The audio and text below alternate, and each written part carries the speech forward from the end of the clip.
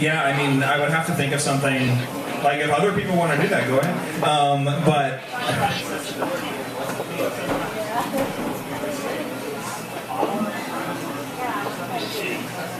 yeah, I don't care though. Like, I don't...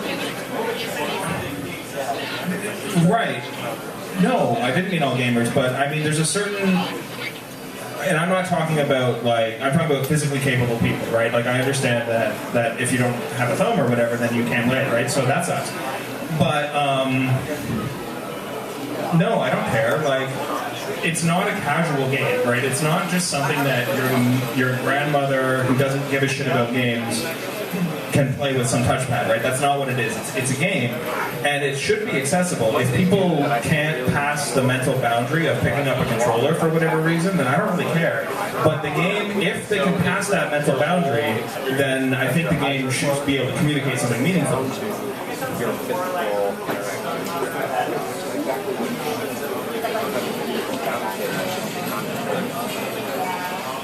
No, there's totally lots of stuff that could be done, but I think that's true for every game.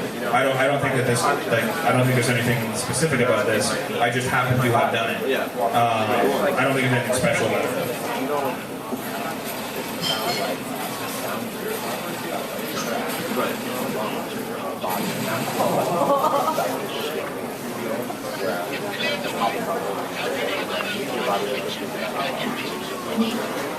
There was like in the first build of B2, Corky's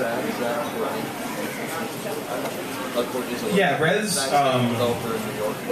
definitely, like, Child of Eden, no, because the game was sort of already at this state before I played Child of Eden. Can you repeat the question?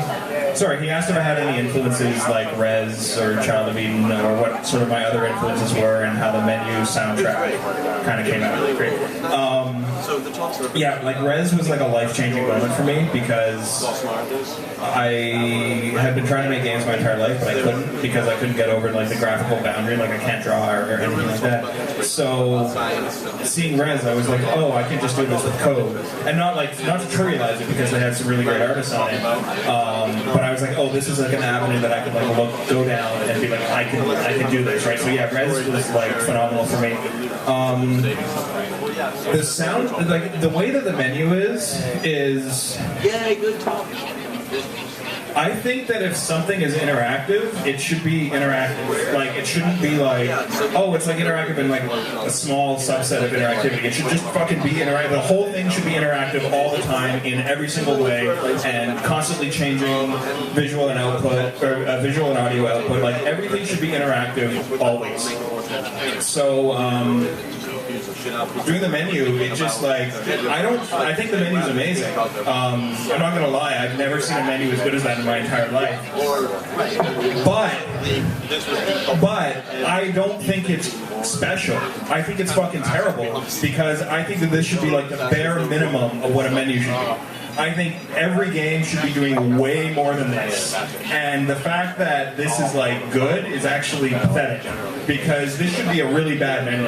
And this should be like the bare minimum of what constitutes a menu is what this is, I think. So I really hope that people actually put like interactivity considerations on the menu. That's totally useful. And it's funny. When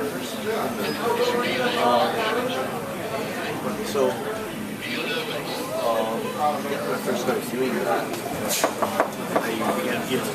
so the question was, how did I come up with the moving arcade cabinet, things like that, if I have an engineering background? I dropped out of high school. I don't actually know anything. I don't know, I like buildings, I like making things and building things, so I was just like, oh, this is easy, I can do this, right? It was way harder than I thought, but no, I just kind of fucked around and just came up with it.